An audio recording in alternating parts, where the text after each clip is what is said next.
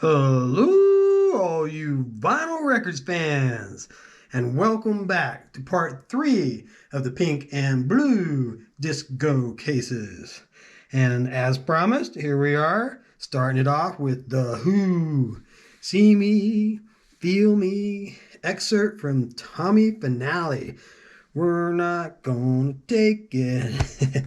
Okay, that was Twisted Sister, but it's hard not to read We're Not Gonna Take It and not have that Twisted Sister song pop into your head. That wasn't a mistake, that was a conscious. Anyways, the B side being the overture from Tommy, which is an instrumental as noted here. And old Debbie, she decided to label both sides of this one. She really liked that one, didn't want to be losing it, clearly. Now we got a really special one. And looks like the wife wants to talk to me, but she can wait 12 minutes. Love her to death, but I know where she's at and what she's doing, so it's nothing important. Anyways, here we've got a really special one with Deep Purple doing Hush, Hush. Thought I heard you calling my name now. Yeah, this was before Ian Gillan, actually. Ian Gillan. Yeah, it's Gillian. Yeah. Telegram Records. This is an original from the Shades of Deep Purple album. I've got that on album, actually, believe it or not. I have the first 3 Deep Purples on vinyl album. Original releases at that.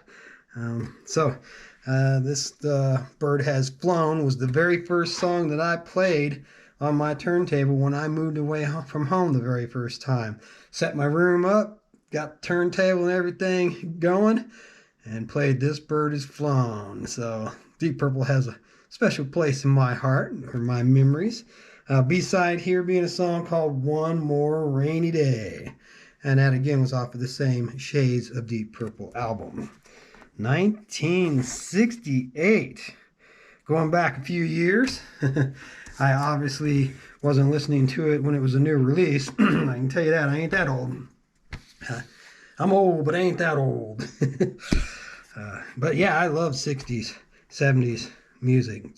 Definitely my favorite. Here we got the Doobie Brothers. Whoa, whoa, listen to the music all the time. 1972. What a great time it was for music in 72. And I'm not even going to try and pronounce that. That's one of those that I've never really been sure of the pronunciation of. You can tell me if you want to in the comment section. And here it is on the B side. And once again, I'm not sure if it's tell you lose, tell you louse, told you lose, tell you lose, louse. I don't know. I'm just murdering it, I'm sure. But it's a great album. I know that. And yeah, B-sides. Next up, we've got a good Carole King. I had a friend who just absolutely despised Carole King. Don't understand why. I've got a couple friends that hate Stevie Nicks, and I really don't understand that. I love Stevie. But I feel the earth move under my feet. Yeah, that's a great song from Tapestry, which was, arguably her greatest album. And the B-side being another great song off that same album. Well, it's too late, baby, now it's too late. Yeah, good old Carol. Next up, we got one we have seen a number of times, but I love this roulette label. I don't know, it's just the graphics of it, kind of psychedelic a little bit. That's not Stackerware, that's part of the artwork. But Tommy James, and usually in the Shondells, but this time it's just credited to Tommy James. And dragging a line, do. And what could possibly be on the B side of that? Song called Bits and Pieces, which I don't know and can't hum for you. But it's a beautiful copy. I mean, it's in really great shape, really good vinyl. Yes, indeed. Happy to have that. I've got quite a few copies, but not necessarily in that great a shape. And here we've got Tommy James and the Shondells, as I was just discussing on the last one. And even though you got a nice big cutout hole, boy, they really got a big drill to drill that one, didn't they? It says Crimson and Clover.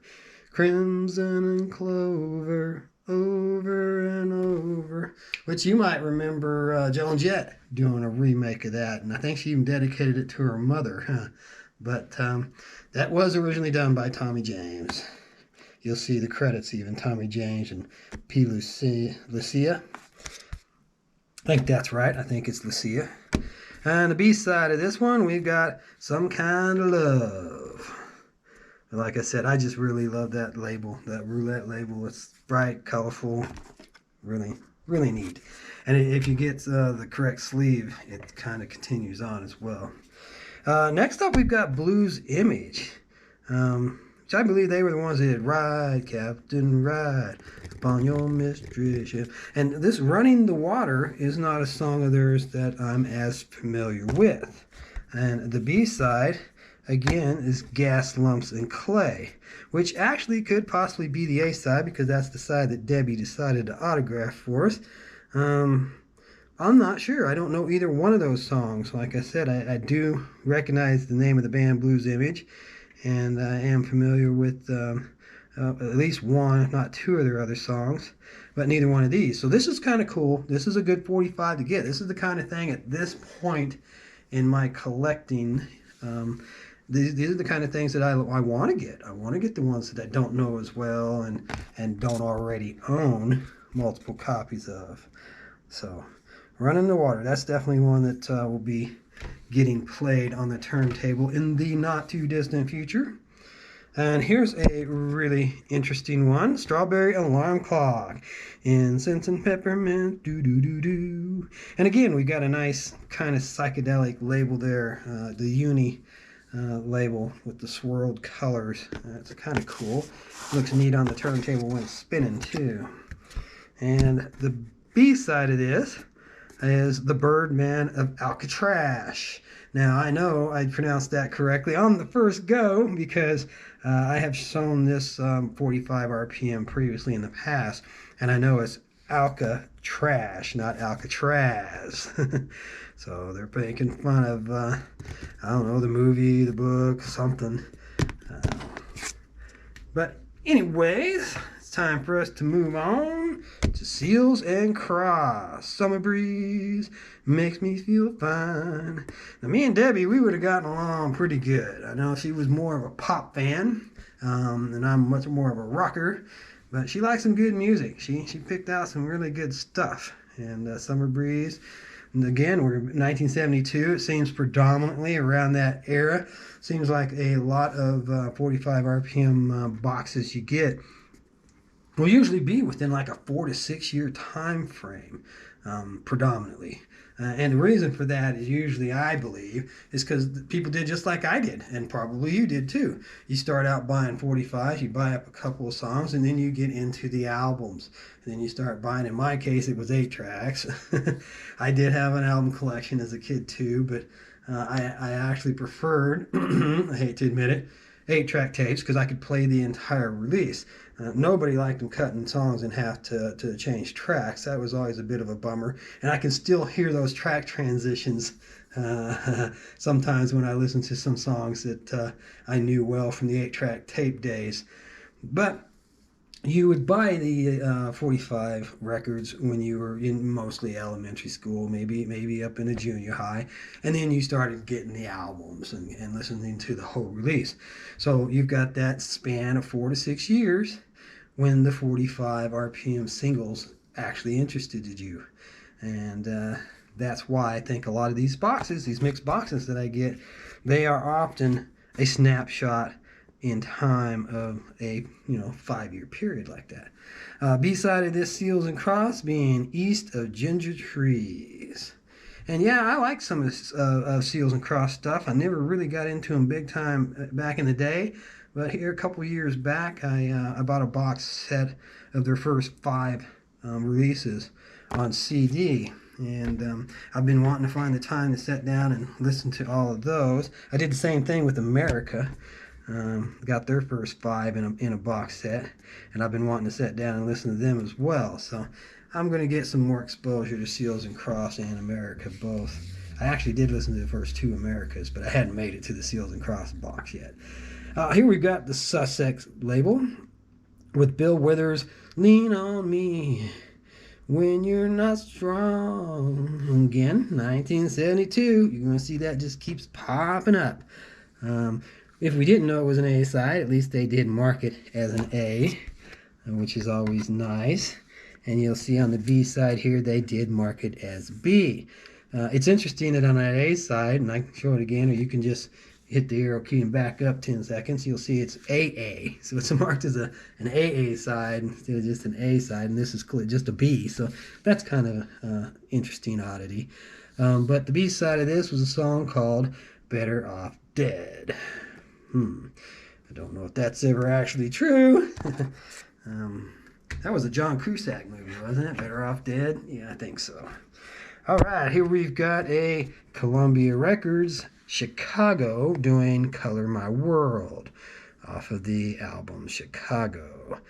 And that was not their first album. That was a self-titled album later in the career, as some bands sometimes do. And I personally never understood that. It's like, come on, really? You can't think of a title?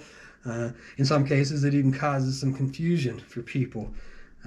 Weather Report, I just got their re-released album at a later date that has the exact same title as their first album, and it's like you're just confusing people. Why do that? But anyways, Chicago's first album was not called Chicago. It was called Chicago Transit Authority. And if you're familiar with the band or you know the story, you know they got sued about the Chicago Transit Authority, and they just dropped Transit Authority and went with Chicago. So the B-side of this being a song called Beginnings, which is also a well-known Chicago song, but I got a sneaky suspicion because it is from the Chicago Transit Authority. So here's another case where you've got two songs from two different albums, but I believe this is a reissue, this label. That's not the original as it came out. So we've got a song off of Beginnings from the first album, and Color My World from the self-titled Chicago release. So that wraps up episode 3. Come on back. We're going to have quite a few in this series to get through this pink and blue.